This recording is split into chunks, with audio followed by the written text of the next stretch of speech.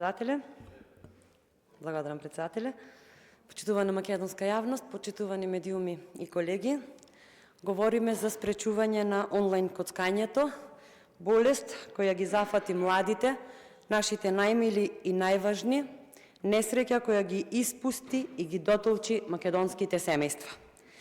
Во една малечка земја како Македонија имаме 160 провайдери без лиценца за организирање на онлайн игри на среќа или поточно онлайн игри за несреќа, затоа што во оваа наша малечка и сиромашна Македонија се искоцкани, верувале или не, 210 милиони евра. Иако малку се говори за ова се присутно зло, погубните последици ги чувствуваме сите и редно беше од негде да се почне, затоа што коцкањето во Македонија поприми загрижувачки размери, а бројките се немилосрдни. Со 48 издадени лиценци на компании за отварање на касина, обложувалници и апарат клубови, најголем број во 2019 година, Македонија стана земја во која речиси и да нема улица во сите градови на која не можете да најдете ваков објект. И додека коцкањето стана секојдневие за младите, додека психијатрите се со преполни раце работа со лица кои развиле зависност од коцкање и кои колку и да е болна вистината, мораме да се признаеме дека започнуваат да се коцкаат и пред 15 години, досега никој во Македонија не говореше и не работеше на превенција на ова зло, кое е еднакво страшно како и зависноста од дрога, алкохол и сите оние девијантни појави кои не уништуваат како општество и како држава. Од оваа причина горда сум што за владата младите се врвен приоритет и што најпрво се зафати со решавање на овој горчлив проблем за кој сите сме свесни дека не може да се реши преку ноќ и за кој мора сите да сме единствени, затоа што во спротивно сите губиме. Кога сме кај коцкањето, хронолошки ќе кажам дека како родител и како представник на голем број родители и семејства овде, сакам најпрвин во моје лично име и во нивно име јавно да се заблагодарам на владата и првенствено и на министерот за спорт, кој со самото стапување на функцијата стави крај на праксата спортистите како личности со кои најмногу се идентификуваат младите, затоа што се нивни идоли кои ги емитираат, да рекламираат коцкање и, како што предмалку ги нареков, игри за несреќа.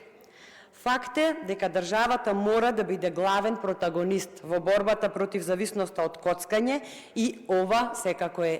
чекор за почит и кон министерот за дигитална трансформација, господин Стефан Андоновски, и владата на Република Македонија, како предлагачи на Законот за измените и дополнувањата на Законот за електронските комуникации, затоа што со овој предлог закон создаваме ефикасна правна рамка што ќе овозможи ограничување на пристапот до платформите кои работат спротивно на законските одредби. За жал, нелегалното приредување на игрите на среќа преку интернет платформите навлезе во секој од нашите домови и полека, но сигурно ни ги убива младите кои се најподложни на зависноста од коцкање. И додека од една страна ги чувствуваме негативните ефекти од коцкањето, од другата страна губи и македонската економија, затоа што средствата ни се одлеваат во странски компании. Заради тоа, со предложените измени се овозможува забрана за пристап до нелегални интернет платформи преку јавни електронски комуникациони мрежи,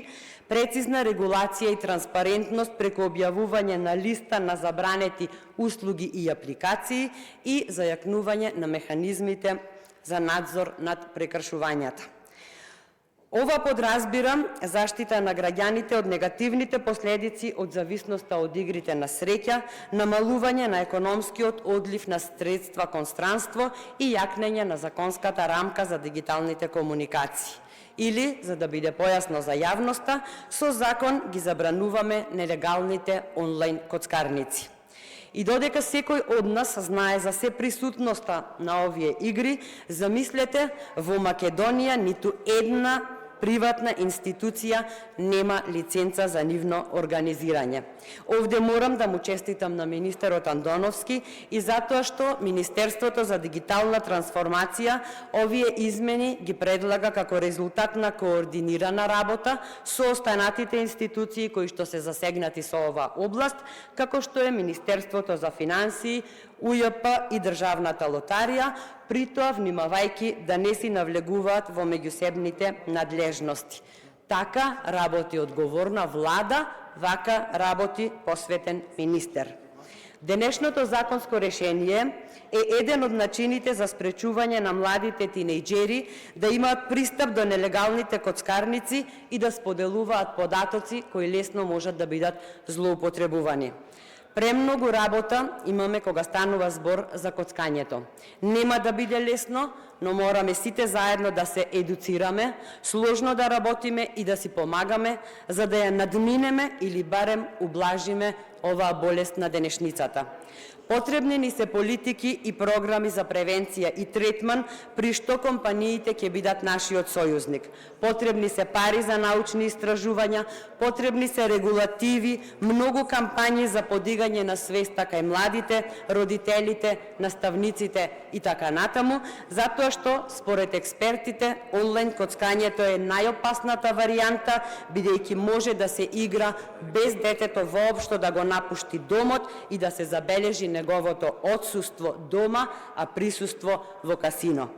Коцкањето е болест која колку подоцна се дијагностицира, толку се помали шансите за да се најде лек. За жал, не успеавме навреме да ја идентификуваме болеста и да делуваме превентивно и сега ни се потребни програми за третман на последиците и популацијата која не успеавме да ја заштитиме со превенција. Жалам што морам ова да го кажам, но додека говориме за цената на лебот, брашното, маслото, во Македонија, пак ќе кажам, се искоцкани 210 милиони евра, а попатно ги испуштивме одрака младите, ги наполнивме со работа психијатрите, борби водиме со извршителите, кај кои сме заглавени до гуша.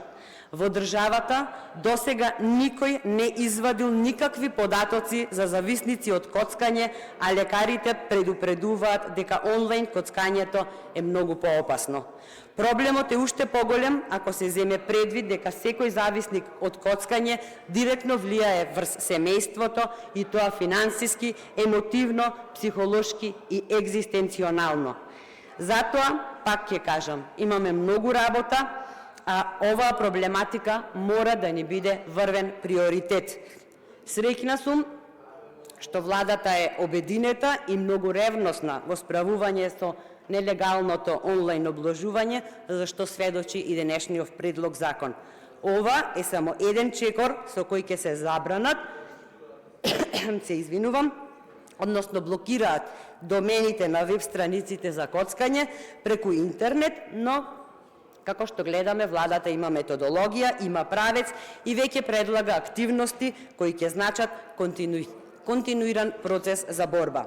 Сосема за крај, станува збор за измени на закон кои што не се од политичка природа и се надевам и замолувам сите пратеници од било која политичка партија да ги поддржат, затоа што, верувајте, никаков приход не ни е во интерес ако ги изгубиме младите. Ви благодарам.